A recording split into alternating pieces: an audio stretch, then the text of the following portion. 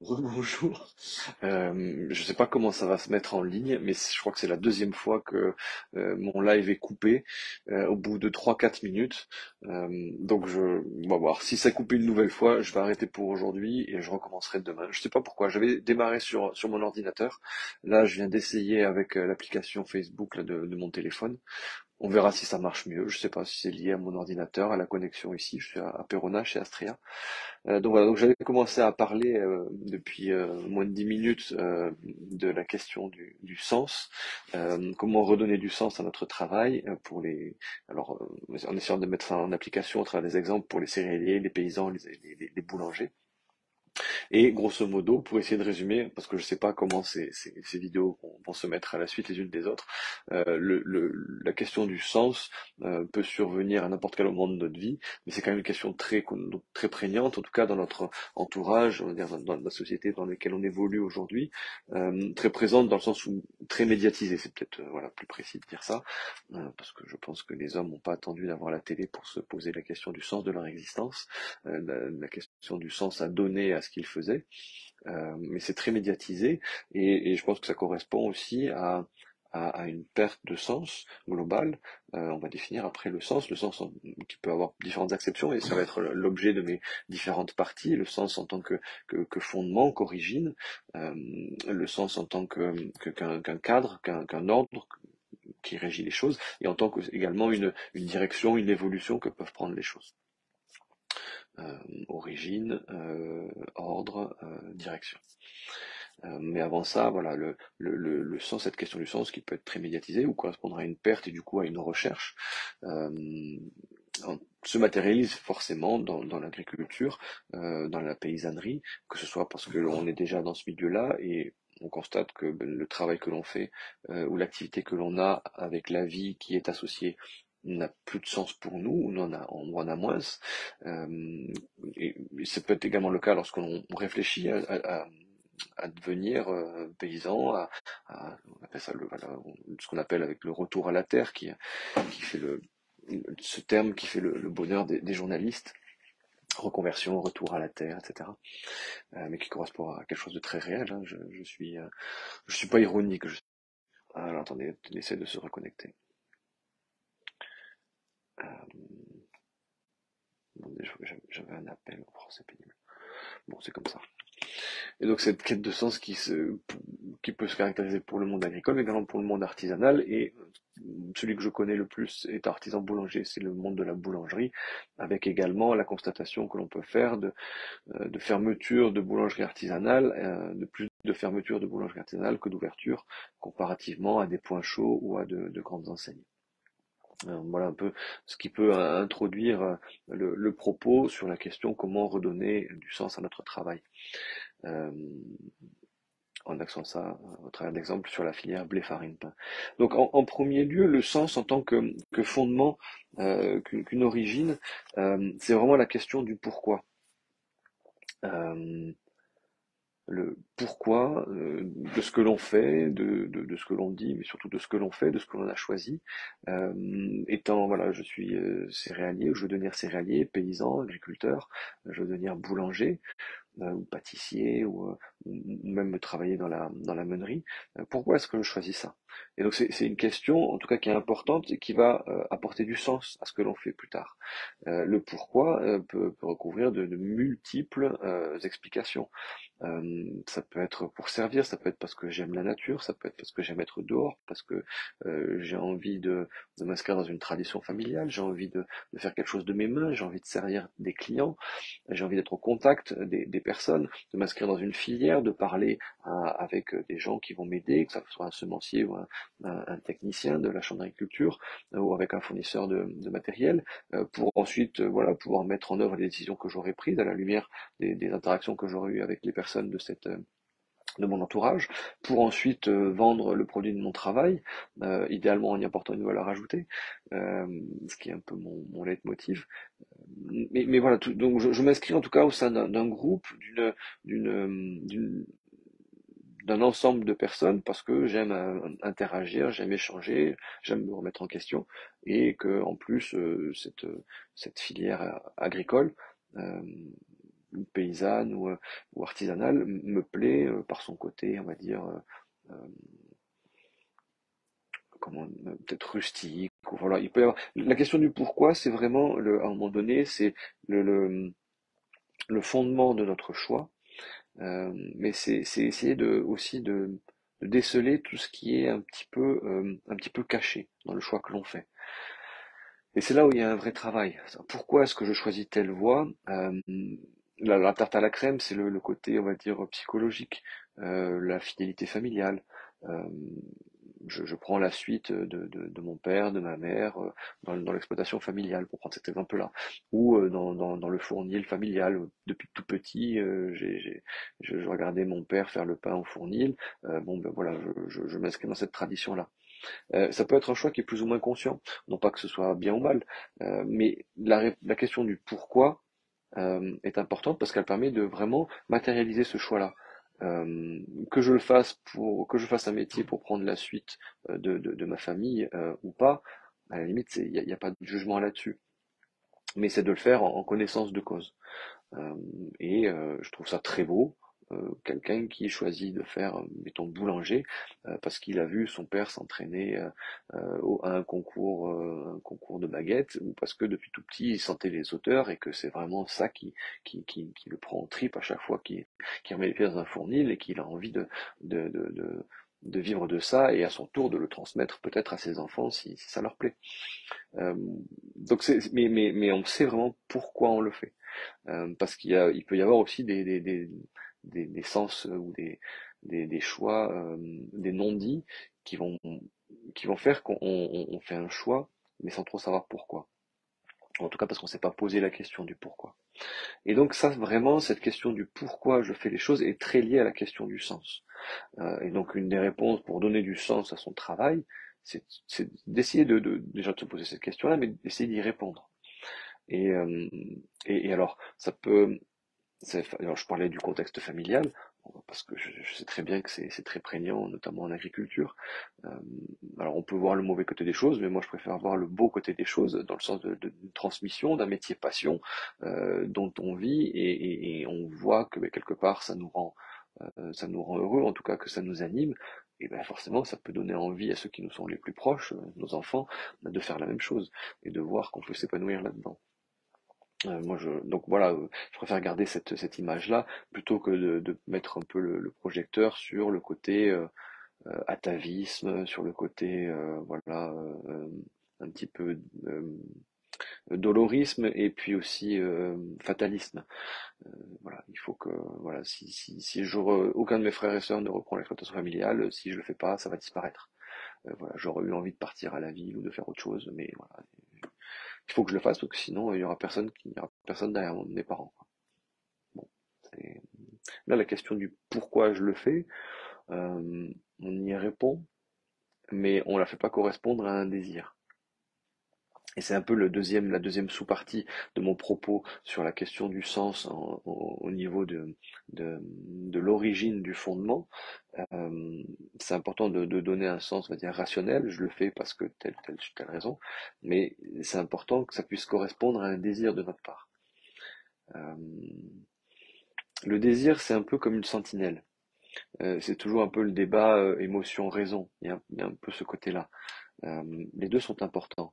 Euh, souvent, on va avoir tendance à mettre, surtout dans une société d'image, d'immédiateté, à donner la primeur aux émotions. Non pas qu'il faille les enlever complètement. Je sais plus si c'est Pascal ou quel philosophe disait une décision prise ou une réflexion prise sans les émotions n'est pas complètement humaine. On a besoin de notre raison et de nos émotions. Mais ce qui est important, c'est la place, en tout cas dans mon opinion, hein, ce qui est important, c'est la place que l'on donne à chacune et l'ordre dans lequel on les place. Je m'explique, pour moi, c'est la raison qui doit primer sur les émotions. Mais la raison ne doit pas faire taire les émotions. Les émotions ne sont pas mauvaises en elles-mêmes. Simplement, elles doivent être subordonnées à la raison. Et c'est un travail qui demande de la volonté, c'est un travail que, en tout cas, moi, je pense qu'il est important de faire, d'apprendre pour pouvoir bien identifier et connaître les émotions que l'on ressent et les passer ensuite au tamis de notre raison pour pouvoir prendre une décision éclairée, une décision rationnelle, mais éclairée par la coloration de nos émotions, qui disent quelque chose de nous, qui disent quelque chose de notre rapport au monde qui nous entoure.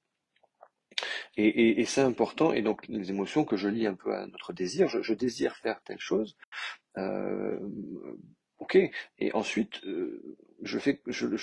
comment dire, je le passe au tamis de ma raison qui elle me fait me demander pourquoi. Pourquoi est-ce que je veux faire ça? Et en répondant pourquoi, je mets des éléments rationnels. Je prenais l'exemple, voilà, lorsque je m'installe en agriculture, ben, si je me pose la question, c'est que j'ai ce désir-là en moi. J'ai un désir, parce que ça m'a plu, parce que, voilà. Et ce désir-là, on va essayer d'y mettre notre raison dessus pour l'expliquer.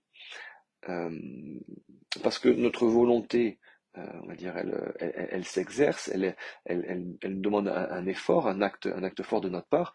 Nos émotions sont changeantes, nos émotions fluctuent. Je peux désirer une chose à un moment donné et en désirer une autre plus tard, ou pas savoir pourquoi je désire ça, et puis être attiré par quelque chose sans tout savoir pourquoi. Tout ça, c'est mon désir, je ressens une émotion à un moment donné. Et si je le passe pas au tamis de ma raison, notamment en essayant de répondre rationnellement à la question du pourquoi, j'irai d'émotion en émotion, de désir en désir, et, et tout ça, la question du sens se posera sans cesse, mais je n'y répondrai jamais. En tout cas, dans mon opinion, encore une fois. C'est pour ça que la question du sens en tant qu'origine, fondement, pour moi est très philosophique parce qu'elle est vraiment à la croisée des chemins de la rationalité et de notre émotion, de ce qui nous caractérise, notamment ce qui va favoriser notamment notre créativité. Ça va être nos émotions qui sont le fruit de notre histoire, de notre personnalité, de notre caractère, etc. Et qui, je trouve, euh, en tout cas, dans mon opinion, à mon sens, ce côté émotionnel va être encore plus mis en exergue par les intelligences artificielles et je pense vraiment stimuler encore plus la créativité des gens qui sauront utiliser cet outil-là, euh, mais parce qu'ils auront la capacité d'utiliser cet outil-là en faisant usage de leur raison. Et ce faisant, un outil comme l'intelligence artificielle, je pense, sera à même de stimuler la partie créative qui, elle, est directement reliée à nos émotions. C'est peut-être un petit peu flou ce que je dis, mais pour moi, c'est très clair. Mais bon, c'était une petite parenthèse sur l'intelligence artificielle, les IA dont on parle beaucoup aujourd'hui, qui peuvent faire peur, mais qui, moi, je trouve, qui, moi, me pousse plus à me stimuler, à voir ça comme un apport que comme une concurrence. Et je pense que ça se situe pour beaucoup au niveau des émotions, de la créativité, voilà, et de nos désirs, qui ça sont une IA peut manifester bon, je m'éloigne du sujet, hein, mais peut manifester comment dire, les conséquences extérieures d'un ressenti émotionnel, mais, mais, mais le tréfonds de notre âme, le creuset de nos émotions, ça, une IA ne peut pas le modéliser.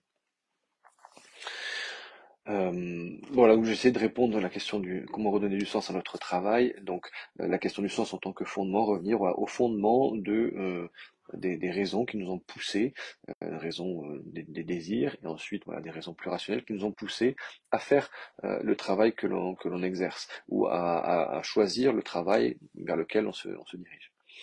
Euh, et ce faisant, c'est lié aussi à la question du choix. Voilà. On a fait un choix, on va faire un choix, et c'est une question déjà que j'abordais dans un live il y a 2 ou 3 semaines avec la question de la souveraineté. Je fais un choix, je suis souverain, et ensuite se mettent en place les conséquences de ce choix.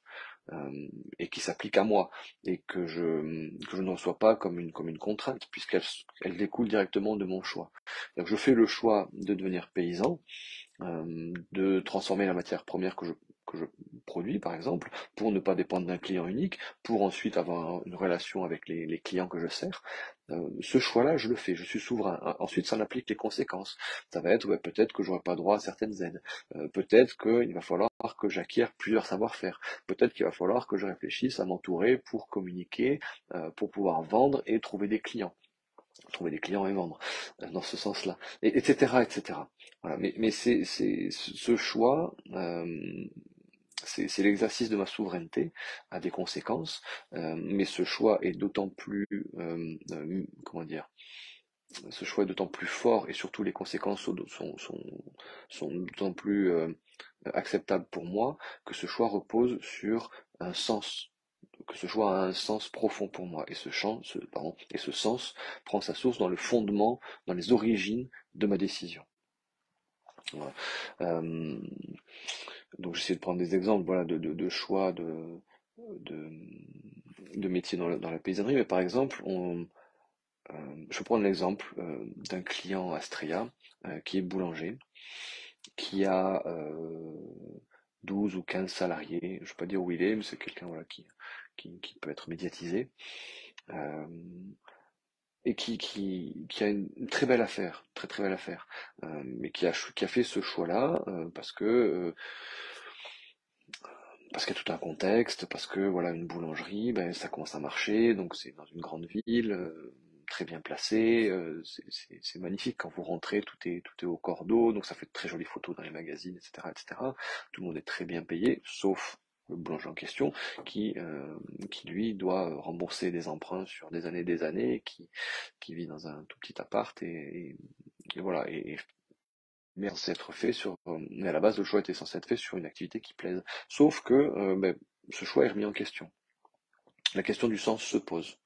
Et en revenant au fondement du choix initial, qui était de faire la boulangerie, il s'est rendu compte que ce choix de la boulangerie avait eu des conséquences qui, elles, n'étaient pas souhaitées, qui n'ont pas été choisies, qui ont été subies, à savoir grossir, grossir, grossir, dépendre d'une médiatisation, dépendre de salariés très qualifiés mais très exigeants ou pas forcément toujours loyaux, voilà, etc., etc. Et les conséquences de ce choix initial, qui n'était pas souhaité, parce que il n'y a peut-être pas eu une réflexion sur le pourquoi du choix initial, ont entraîné une perte de sens. Et quand il s'est remis à chercher du sens, ben forcément il est revenu à son choix initial de la boulangerie. Pourquoi la boulangerie?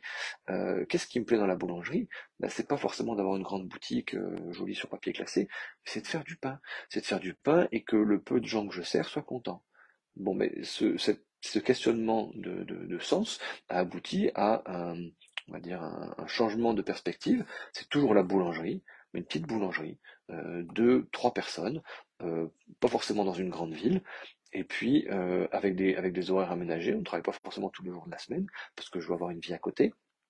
Et donc, si vous voulez, on revient au fondement, à l'origine du choix, à l'origine du questionnement, qui est, en l'occurrence, dans mon exemple, la boulangerie, faire du pain. Mais par contre, c'est vraiment ça qui va ensuite dicter les choix qui vont suivre pour que ce que je fais ait un sens, pour que ce que je fais ne perde pas de son sens, pour que ce que je fais reste connecté à ce choix initial de la boulangerie pour la boulangerie. Voilà. Et d'autres s'épanouiront très bien en ayant une boutique, 20 salariés, et en ouvrant 10, 12, 20 boutiques. Mais là, c'était pas son cas. Et ce que je veux illustrer par là, c'est vraiment que il y a eu un changement à partir du moment où il s'est reposé la question du sens en revenant à l'origine, au sens en tant que fondement, en tant qu'origine d'un choix. Voilà, j'ai peut-être été un peu long sur la question du sens en tant que raison. Qu'est-ce qui caractérise un choix? La raison, et on parlait de la raison des émotions. Maintenant, je vais essayer d'en parler du sens en tant que ordre, cadre, intelligible. Euh, donc, je vais peut-être être un peu moins long. L'ordre, le cadre renvoie en fait à la compréhension, au fait que ça nous aide à comprendre les choses, comprendre et prendre avec. Euh, je prends avec, j'encadre, j'embrasse, j'englobe, vous voyez tous ces termes qui font on va poser une limite, on va poser un cadre. Et c'est ce cadre, cette limite, qui va ordonner nos choix et qui va leur donner un sens. On est toujours dans la notion du choix de la décision, parce que ces choix que l'on fait tout au long de notre vie, ce sont eux auxquels on souhaite donner un sens. Et donc, pour moi, cette question du cadre, avant la question de la raison, poser la question du pourquoi de mes choix, la question du cadre, comme à partir du moment où je pose une limite, et cette limite, elle est en fonction de moi. Oui, voilà, les bras, ben, ils sont rattachés à mon torse. Donc la limite que je pose, elle a pour origine ma personne. Et, et du coup, cette question du sens en tant qu'ordre, elle pose la question de pour qui je fais les choses. Elle pose la question voilà, de qui je suis, mais surtout pour qui je fais les choses. Et dans le travail, alors qu'on soit céréalier, boulanger, pour revenir à ça, ou paysan, comme dans n'importe quel autre travail, euh, je trouve que c'est une question importante qui vient peut-être en second, mais qui est extrêmement importante. Euh, c'est la question de pour qui est-ce que l'on travaille, pour qui est-ce que l'on fait les choses, pour qui est-ce que l'on fait les choix qui ensuite vont ordonner notre vie. Euh, et pour moi, dans le travail, parce qu'il s'agit quand même plus de travail que de vie personnelle, dans ces lives que je fais, c'est vraiment la relation au client. C'est le client qui va donner un sens à ce que je fais. C'est le client qui va faire que je vais ordonner mon travail, ordonner mon entreprise, lui donner un cadre. C'est le client qui va faire que que je vais donner ce cadre-là, parce que mon but c'est de le servir. Parce que le but de mon entreprise est de répondre à un besoin exprimé par un client, et qu'en servant ce client, je permets à mon entreprise d'exister. Et ce faisant, mais je suis obligé de mettre un cadre, parce que je ne vais pas faire tout pour tout le monde.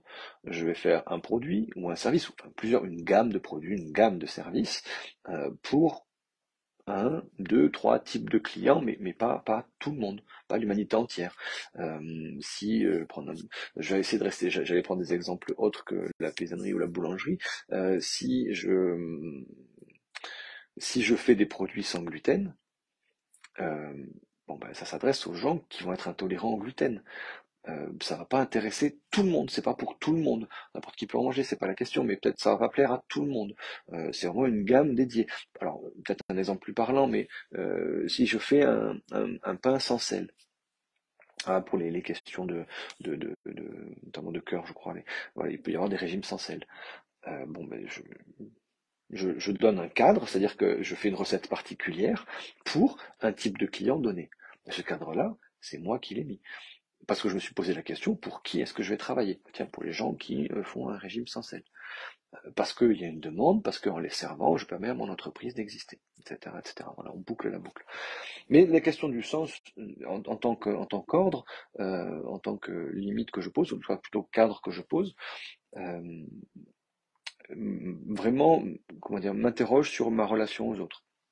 Et quand je suis un entrepreneur, euh, quand je, quand je crée une entreprise, ma relation aux autres, c'est la relation à mes clients. Je peux vous donner un autre exemple pour illustrer le fait que ce sont vraiment les clients qui donnent un sens à notre travail, ou même plusieurs exemples, euh, notamment chez Astrea. Donc Astrea, nous fabriquons des moulins, c'est une entreprise que j'ai fondée en 2014, que je co-dirige avec mon papa depuis 2017. Chez Astria, nous fabriquons donc des machines à destination des paysans, des céréaliers, des éleveurs, des boulangers, des meuniers également. Nous fabriquons des machines. Donc, cette machine, il y a plusieurs process. On travaille trois matières, le bois, le métal et la pierre, parce que nous fabriquons des moules à meule de pierre. Il y a plusieurs process. On peut isoler chacun de ces process en sous-ensembles pour ensuite arriver à un assemblage final. Euh, une façon de faire, c'est de dire on fait des subdivisions de chacun de ces ensembles pour rationaliser et simplifier les tâches au maximum, et pour ensuite les faire à des gens qui, ne faisant qu'une tâche, n'ont pas besoin d'être très qualifiés, et on pourra augmenter les cadences.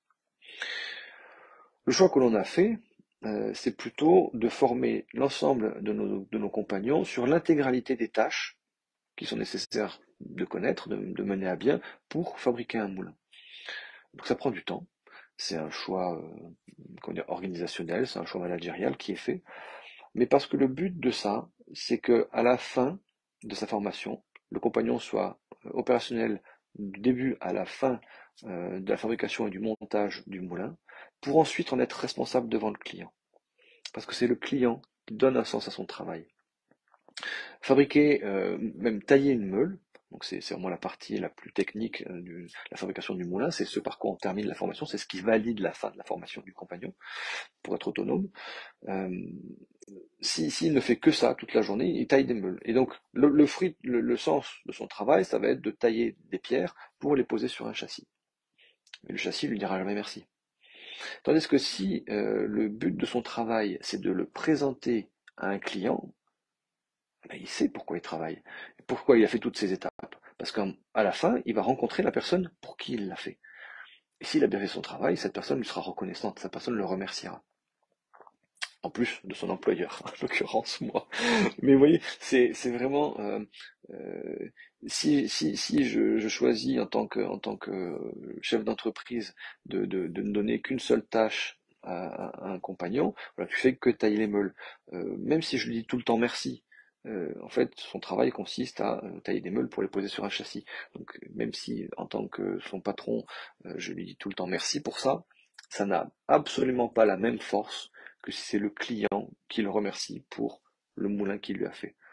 Parce que le client a besoin de ce moulin-là, parce que le client, cette machine, il va l'utiliser, et parce qu'elle va lui apporter un plus en termes de confort de vie, en termes de succès dans son entreprise, etc., etc., d'autonomie. Et ça, c'est le client qui nous apporte ça, ce sens qui est donné vraiment à notre travail. Je prends un autre exemple.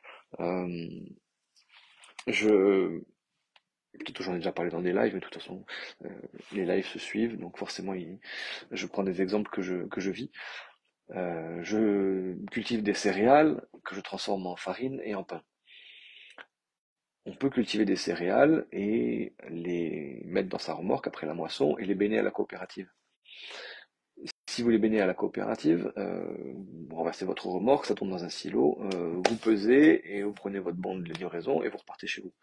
Euh, Au pire, vous allez discuter avec le responsable de la coopérative, enfin, au mieux, pardon, pas au pire, ou l'ouvrier qui est en charge de vous réceptionner, et puis vous allez parler de la pluie et du beau temps, mais il va pas vous dire merci pour ta cargaison, parce que il y a peut-être 100 personnes qui viennent verser leur blé, voilà, c'est toutes les mêmes remorques avec le blé qui est déchargé dans un grand nuage de poussière, et basta. Si en revanche, ce que moi je vis, je cultive les céréales, je transforme en farine et en pain et que je vais vendre le pain sur le marché, mais toutes les semaines, des gens me remercient pour le travail que je fais. Euh, le céréalier qui baigne sa remorque à la copée, il n'a pas moins travaillé que celui qui cultive les céréales, qui fait de la farine et du pain. Il n'a pas moins travaillé que lui. Simplement, son travail n'a pas le même sens. Parce que d'un côté, il livre une matière première pas anonymement, mais presque. D'un autre côté, il y a une relation qui s'installe avec le destinataire final de mon travail, et il y a une relation de confiance et surtout une relation de gratitude. Euh, je vous assure que c'est émouvant. Qu'une fois que j'ai donné le pain à quelqu'un qui me l'a demandé, qui m'a payé, qui me serre la main en me disant merci pour votre travail. Moi, ça me touche vraiment. Et ça embellit toute ma matinée. Je vous assure, je sais pourquoi j'ai transpiré, je sais pourquoi j'ai galéré pour semer ou pour moissonner ou pour, voilà, parce que on fait pas ça pour être remercié. Il n'empêche, lorsque on échange avec la personne pour qui l'on travaille, pour le client pour qui l'on travaille, euh, le client au sens de la personne, euh, de laquelle on est au service, mais cela, ça donne un sens à notre travail. Ça donne un sens profond à notre travail, et ce sens est permis par l'ordre, le cadre que l'on met en place pour pouvoir proposer ce service, pour pouvoir répondre à la demande du client. Donc c'est en tout cas la compréhension que j'ai de la notion de sens, de comment redonner un sens à notre travail au travers d'un cadre, d'une limite que l'on met dans l'exercice de notre activité pour servir des clients. La question du pourquoi, pardon, la question du sens en tant que fondement, que raison, c'est vraiment la question du pourquoi, est-ce que je fais les choses. La question du sens en tant qu'ordre, en tant que limite, que compréhension, c'est vraiment la question de pour qui je fais les choses. Tout ça m'amène à ma troisième partie. Je sais pas depuis combien de temps je parle parce que j'ai eu pas mal de couacs, mais apparemment pour l'instant ça a l'air de tenir. Désolé, il y a des affiches qui se mettent sur mon téléphone. Euh, je vais terminer avec ça n'arrête pas, avec un troisième point, le sens en tant que direction. quel sens donner à notre vie, quelle direction donner à notre vie. Donc c'est peut-être une compréhension du mot sens qui est plus spontanée, plus immédiate, le sens en tant que direction, dans quel sens on tourne ou dans quel sens on va, ou voilà. Donc c'est vraiment la direction, mais qui n'empêche suppose une origine, un point de départ, également un point d'arrivée. Donc le point de départ, ça peut être la raison, les fondements de mon choix, l'arrivée, pour qui je le fais, le client. Donc ça peut être un bon résumé des deux premières parties. La direction, c'est vraiment en tant que évolution. Ça peut être aussi une amélioration. Et donc pour moi, c'est vraiment la question. Si je rapporte ça, comment redonner du sens à notre travail, c'est vraiment la question de la valeur travail. Il y avait le pourquoi je travaille, le pour qui je travaille, et pour moi le sens en tant que direction, c'est vraiment euh, aller au cœur de la notion de travail. Voilà, je sais pourquoi je travaille, je sais pour qui je le fais, mais qu'est-ce que je mets derrière ce travail? Quelles sont les valeurs que je donne au travail? Euh, et également, comment est-ce que j'évolue, comment est-ce que je me remets en question pour, euh, pour que le sens, pour que les valeurs que j'associe au travail soient toujours les mêmes, alors que mon travail évolue, alors que les raisons de faire ce travail évoluent, alors que les personnes pour qui je fais ce travail changent. Comment est-ce que je me remets en question pour que cette évolution corresponde toujours aux mêmes valeurs? Je ne sais pas si c'est très clair, mais voilà, le sens en tant que direction. Euh, Alors, je faisais allusion dans une introduction, je sais pas laquelle va sortir parce que j'avais été coupé, donc je faisais allusion au questionnement sur la valeur du travail avec le questionnement sur les retraites. Et alors, je vais répondre déjà avec un témoignage et après un exemple d'un client d'Astria qui m'a beaucoup touché la semaine dernière. Euh, pour moi, la question du sens en tant que direction, en tant qu'évolution, ça me ramène à questionner la valeur travail, mais ça me ramène surtout à me remettre en question. Euh, à me remettre en question sur la façon dont je travaille euh, et sur, comment dire, ouais, c'est ça, sur la façon dont je travaille et sur les capacités que je fais grandir, les talents que j'ai, que je fais grandir, que je fais fructifier pour ne pas m'endormir sur mes lauriers. Pour moi, la direction, le sens en tant que direction, ça induit une notion de mouvement. Donc ne pas faire de surplace. Alors c'est pas le mouvement pour le mouvement, une espèce d'hyperactivité un peu stérile, mais un mouvement chargé de sens, chargé des questionnements précédents. Pourquoi? Pour qui? Et ce mouvement forcément implique une remise en question. Alors moi je le vis par exemple en faisant des formations professionnelles. Alors ça va être par exemple des formations avec en boulangerie les ambassadeurs du pain, avec des journées techniques. Euh, Ça va être des formations sur la filière blé, farine, pain, avec des journées techniques également en agriculture, pour des itinéraires techniques en grande culture, en céréales, par rapport à l'environnement dans lequel j'évolue, notamment sous un climat méditerranéen, pour être précis, avec des itinéraires techniques de semi-direct sous couvert, avec aussi des, des formations autour du machinisme, parce qu'il y a toujours de nouvelles inventions qui permettent de mettre en place, d'élaborer des itinéraires techniques qui vont correspondre au choix que j'ai fait, à savoir une agriculture biologique de conservation et avec une transformation à la ferme. Alors ça sont vraiment des exemples d'évolution, de mouvement à travers le fait de se former. Euh, c'est quelque chose aussi que j'essaye de vivre personnellement. Euh, Par exemple, ben, je suis mari, je suis père. Euh, Si je compare à ma vie professionnelle, j'étais à l'école, j'ai fait des formations, j'ai appris un métier. Mais spontanément, on pense rarement à se former pour être papa, pour être mari, donc voilà, donc j'essaie de mettre aussi dans ma vie personnelle, d'appliquer ces, ces principes-là dans ma vie personnelle. J'espère que ma femme regarde cette vidéo. Mais plus sérieusement, un autre exemple, c'est à ça un peu que je voulais en venir sur cette partie de la direction, du sens en tant que direction à donner.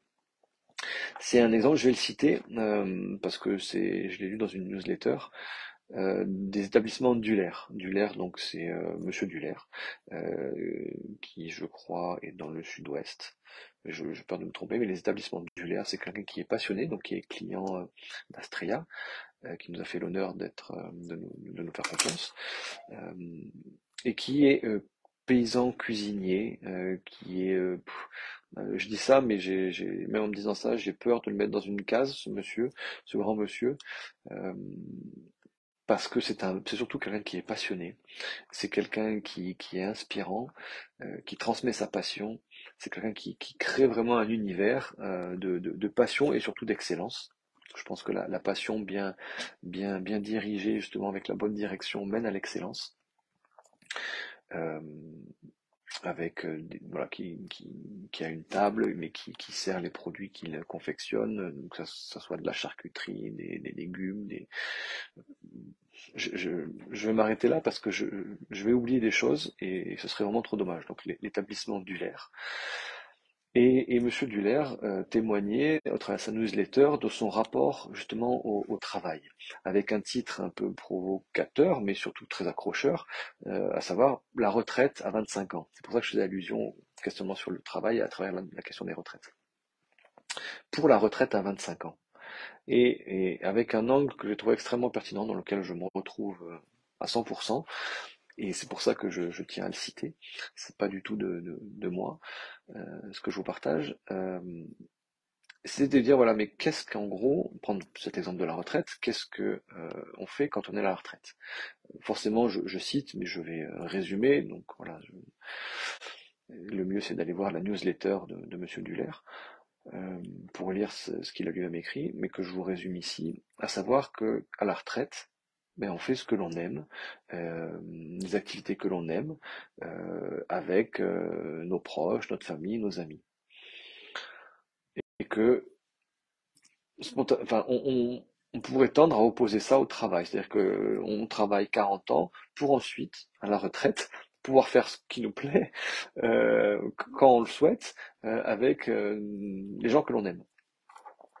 Et donc, Monsieur Duller témoignait qu'en fait, lui, à 25 ans, il a choisi de faire ce qu'il aimait, d'être dehors, de vivre de sa passion, de ses passions, de toujours rechercher l'excellence, et qu'il fait ça également entouré des siens, de sa famille, j'imagine de ses amis, à qui il transmet également sa passion, et que ce faisant, depuis qu'il a 25 ans, il est à la retraite, parce qu'il fait ce qu'il aime, euh, au rythme où il enfants, son épouse, ses amis, et que de ce fait-là, il peut considérer qu'il est à la retraite depuis qu'il a 25 ans. Donc voilà, au-delà de la boutade de la retraite à 25 ans, mais je trouve en tout cas, moi je me retrouve vraiment dans cette conception du travail. Euh, salut Letty. Donc voilà, donc je souhaitais vous partager ça parce que pour moi cette conception du travail, de faire voilà, euh, on en revient à la notion de désir. Qu'est-ce que je désire faire? J'ordonne ça avec ma raison. Forcément, ça va me questionner mon rapport aux autres parce que ce travail-là, je vais le mettre au service de mes clients, d'autres personnes. Et, et ce faisant-là, ben, je donne vraiment une direction à ma vie. Donc si je devais conclure, ça serait un petit peu pompeux de dire voilà comment redonner un sens à notre travail, que ce soit paysan, boulanger ou tout autre. Euh, on pourrait dire, voilà, ben, faites ce que vous avez envie de faire. Je pense pas que ce soit vrai, ça serait un peu réducteur, mais de vraiment partir de notre désir, de ce que l'on ressent, de nos émotions, pour ensuite les passer au tamis de notre raison. Voilà, pourquoi, voilà, ce choix-là, je désire ça, ok, mais maintenant pourquoi? J'essaie de trouver les raisons. Une fois que j'ai répondu à ça, mais maintenant pour qui je vais le faire? Et ça va m'obliger à poser un cadre, ça va m'obliger à structurer les choses. Et si voilà, je vis de cette émotion qui pouvait être le reflet d'une passion, en ayant voilà ordonné tout cela et en ayant voilà utilisé ma raison, mais ça va vraiment donner une direction à mon existence, cela va donner un sens à mon existence. Et on vient boucler la boucle et répondre à la question comment redonner du sens à notre travail. En tout cas, dans ma façon de faire, comment redonner un sens au métier de paysan, euh, c'est très concrètement, comme je vous l'ai témoigné, d'apporter une valeur ajoutée à ce que je fais. Au préalable, voilà, de vraiment savoir pourquoi j'ai choisi ce métier-là. Donc il y a vraiment un temps de réflexion long par rapport à mon histoire, par rapport à mes capacités aussi, à ce que j'aimais faire, qui m'a fait faire ce choix-là. Et ce choix-là a impliqué des conséquences avec la transformation, avec le fait de me former à la boulangerie et le choix de vendre aussi une partie de ma production en direct à mes clients, parce que, pour illustrer le fait que c'est important d'être au contact de mes clients, parce que ce sont eux qui donnent un sens à mon travail. Et l'ensemble de ces décisions-là, l'ensemble de ces réflexions-là, donnent un sens profond à ma vie, à mon travail, qui me rend heureux, qui me comble. Et c'est voilà, c'est la même chose en tant que boulanger. Euh, En tant que boulanger, j'ai fait le choix d'une boulangerie, si vous voulez, où je suis autonome en farine. C'est-à-dire je produis moi-même ma farine. Et ce faisant, ben ça a des conséquences, ça a des implications sur ma méthode de panification. Et donc ça a une conséquence sur la gamme de pain que je propose. Et forcément sur les modes de commercialisation aussi, qui me mettent en relation avec un certain type de client. Voilà, donc tous ces choix-là, mis en ordre, donnent une direction à mon activité de boulanger et un sens profond à cette même activité de boulanger. Voilà pour ce live d'aujourd'hui. C'était peut-être un petit peu long, un peu touffu. J'ai essayé de mélanger des exemples avec des observations philosophiques. C'est un grand mot parce que c'était pas un live philosophique. Je manie mal les concepts. Mais en tout cas, cette question du sens au travail, en plus d'être très très actuelle, même si je pense qu'elle a toujours été, est quelque chose voilà qui me plaît beaucoup, auquel je suis confronté parce que je suis dans mon travail, que ce soit en étant boulanger ou en étant aussi dirigeant d'Astrea, je suis au contact de gens qui se posent beaucoup cette question du sens, qui sont soit en reconversion ou qui vont en tout cas, en achetant un moulin, donner un sens nouveau ou plus concret à leur activité. Et donc c'est forcément un questionnement, moi, qui m'anime et que je suis heureux en tout cas de partager avec vous. Merci encore pour votre écoute. À demain. Je vais essayer de ne pas oublier le live de demain qui sera forcément plus court. Et en tout cas, à la semaine prochaine, à mardi prochain, avec un nouveau sujet de live. Je peux peut-être vous le donner, comme ça au moins c'est fait. Donc, mardi prochain, le sujet du live sera comment créer un revenu supplémentaire à la ferme en moins de 12 mois. Donc, il va falloir que je bosse un petit peu parce qu'il va peut-être falloir que je vous donne des chiffres.